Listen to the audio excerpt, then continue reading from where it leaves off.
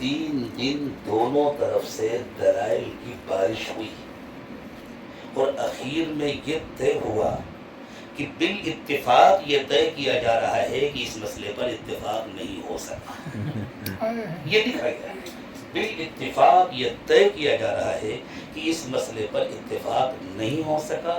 ایک موقف یہ ہے کہ مینا مکے کا حصہ بن گیا ہے, ایک موقف یہ ہے کہ مینا ابھی بھی الگ ہے, اور تیسرا موقف تھا دارالعلوم دیوبند کے شیخ الحدیث اور صدر المدرسین حضرت مولانا سعید احمد صاحب پورنپوری رحمۃ اللہ علیہ کا کہ مشاعر کی حیثیت قیامت تک وہی رہے گی جو شروع سے ہے, اس میں کوئی تبدیلی نہیں آئے گی, چاہے مینا کے چاروں طرف مکے کی آبادی ہو جائے. یہ تیسرا موقف تھا. ان دونوں موقفوں پر دلائل ہوئے اور کوئی بات طے نہیں ہو سکی. دارالعلوم دیوبند کے جو اس وقت کے مفتیان کرام ہیں ان کا آج بھی یہی فتویٰ ہے کہ مینا مکے کا حصہ نہیں ہے. اس لیے اس عاجز سے جس نے بھی مسئلہ پوچھا, حاجیوں کی سہولت بھی اسی میں ہے. ہم نے ان کو وہی قدیم بات بتلائی کہ بھئی اگر مینا جانے سے پہلے آپ کا قیام مکے میں 15 دن ہے تو آپ مقیم ہیں, ورنہ آپ مسافر ہیں. اس میں حاجیوں کی سہولت ہے. اور مینا میں نہ میں نے جمعہ پڑھا ہے نہ دارالعلوم دیوبند کے محتمم حضرت مفتی ابوالقاسم صاحب نے جمعہ پڑھا ہے, ہم سب نے ظہر پڑھا ہے. اس لیے کہ اگرچہ ہمارے اپنے علماء کے درمیان اس مسئلے میں دلائل کی بنیاد پر اختلاف ہے, لیکن بھائی ہم خالص دیوبندی ہیں.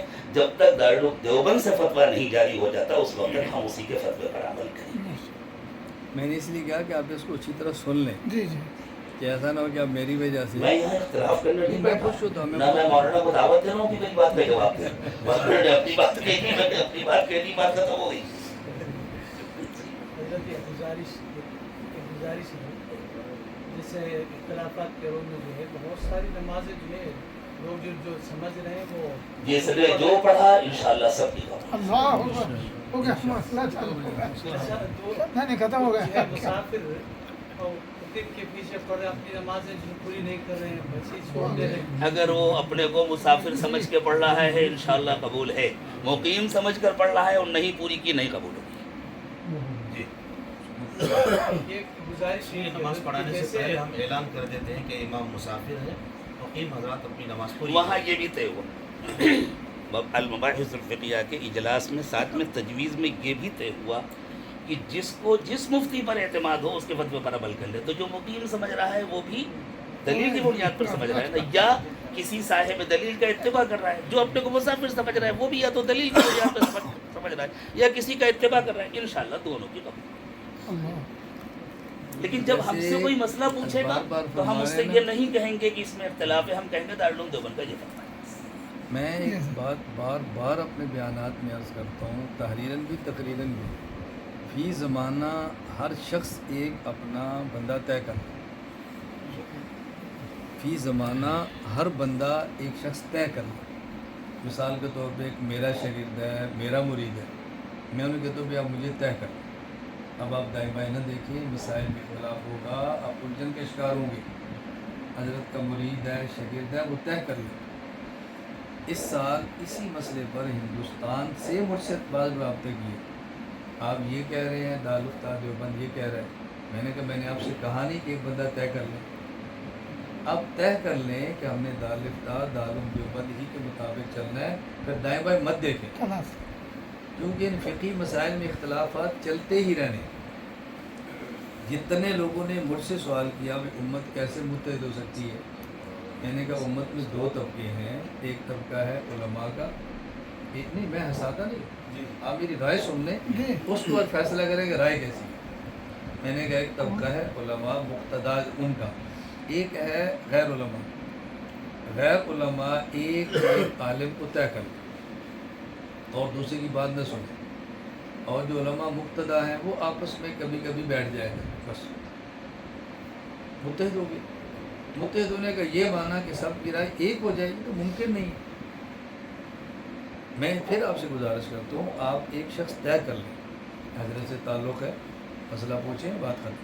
پھر فلاں نے کیا کہا, فلاں نے کیا کہا, اس کو چھوڑ دیں. اس سے کبھی الجھن پیدا نہیں ہوتی, کبھی بھی. اس لیے جو مثلا میرے شاگرد ہیں یا مرید مجھ سے تعلق ہے, میں تو ڈانٹتا ہوں. فلاں مسئلہ میں نے کہا کس کے شاگرد ہو, آپ کے مرید کس کی ہو, پھر آپ مجھ سے کیوں پوچھا فلاں یہ کہتے ہیں چلو آپ کی بیعت ختم ہے، نہیں میں نے کہا پھر ضرورت کیا پوچھنے کی، ایک بات طے کر لو مسئلہ ختم ہو جائے گا۔ یہ آج بھی مسائل اسی وجہ سے الجھن کا شکار ہیں، ہم ہر کسی کو سنتے ہیں، ہر کسی کو پڑھتے ہیں، اس سے مسائل پیدا ہوتے ہیں۔ میں جہاز نے فرمایا، میں نے اس کی گزارش کی کہ آپ مائک پر کہہ دیں کہ ایسا نہ ہو کہ لوگوں کو الجھن پیدا ہو، میری رائے کچھ ہو وہاں۔ اچھا دوسرا شاید آپ حضرات نے محسوس کیا ہوگا، میرا بیان سنا ہو، میں نے آج تک کبھی بھی ہندوستان کے حالات پر اپنی رائے نہیں دی، کبھی بھی۔ مجھے جب بھی کوئی بندہ پوچھتا ہے تو میں کہتا ہوں کہ ہمارا ملک کی معاملات الگ ہیں، آپ کے الگ ہیں، آپ نے جو بھی رائے لینی ہے وہاں سے لینی ہے، حالات کے معاملے میں مجھ سے رائے آپ لیں گے، میں تب بھی نہیں دوں گا، لینے کی ضرورت ہی نہیں۔ وہاں کے حالات کو جو وہ جانتے ہیں ہم نہیں جانتے، ہم سے باہر سے آپ رائے دیں گے، آپ رائے قبول کریں گے تو انتشار ہوگا، مسائل پیدا ہوگا۔ اللہ ہم سب کو بات سمجھنے کی توفیق دے۔ اس حدیث کی ایک درخواست ہے، جتنے تربیتی پروگرام ہوتے ہیں حج کے، اس میں بیان کیا جاتا ہے اور بتایا جاتا ہے، حاجیوں کو خصوصاً سمجھایا جاتا ہے اس سلسلے میں۔ ایک مرتبہ عزیزیہ میں ایک عرب عالم کا بیان ہو رہا تھا اور مجمع سارا حنفی تھا، اردو والا تھا، اردو میں ترجمہ ہو رہا تھا اور وہ خالص اپنے مسلک کو بیان کر رہے تھے حدیث کے نام سے۔ آخر میں کھڑے ہو کر ان سے سوال کیا، حضرت یہ آپ کا مسلک ہے؟ کہ نہیں یہ حدیث ہے۔ میں نے کہا حدیث نہیں ہے، یا آپ کی فہم حدیث ہے؟ آپ فہم حدیث کو حدیث کہتے ہیں؟ اگر یہی حدیث ہوتی تو امت میں اختلاف ہی نہیں ہوتا۔ جن لوگوں میں آپس میں اختلاف ہے وہ کوئی منافق لوگ تھوڑی تھے، وہ دین کے دشمن تھوڑی تھے، ساری دنیا مانتی ہے کہ وہ سب مخلص لوگ تھے۔ تو مخلصین میں اختلاف اس لیے ہوا نا کہ اختلاف حدیث میں نہیں ہوا، اختلاف حدیث کی فہم میں ہوا۔ تو آپ اپنی فہم کو حدیث کہتے ہیں، بولتے یہ غلط ہے، اس کو کہنا بند کیجیے۔ دوسری بات یہ ہے کہ سامنے جو آپ کے مجمع بیٹھا ہوا ہے وہ حنفی مسلک ہے، وہ اپنے علماء سے کچھ اور سیکھ کر کے آیا ہے، آپ کچھ اور سکھا رہے ہیں، تو آپ انتشار کیوں پیدا کر رہے ہیں؟ تو آخر میں ان کو کہنا پڑا کہ ہاں بھائی آپ لوگ اپنی مرضی سے کوئی کام نہ کریں، لیکن آپ اپنے علماء سے جو سیکھ کر آئے ہیں اس کے مطابق، یہ ہے معتدل اعلان۔ لیکن پھر میں نے ان سے کہا کہ شیخ آپ کا مترجم اس کا ترجمہ نہیں کرے گا، اس لیے مائک مجھے دیجیے، میں آپ کے ان جملوں کا ترجمہ کر دوں۔ تو انہوں نے مجھے مائک دیا، میں نے اردو بول کر، مجھے معلوم تھا مترجم صاحب یہ کبھی نہیں کر سکتے قیامت ان کا ترجمہ، تو سیکھ کے آنا چاہیے۔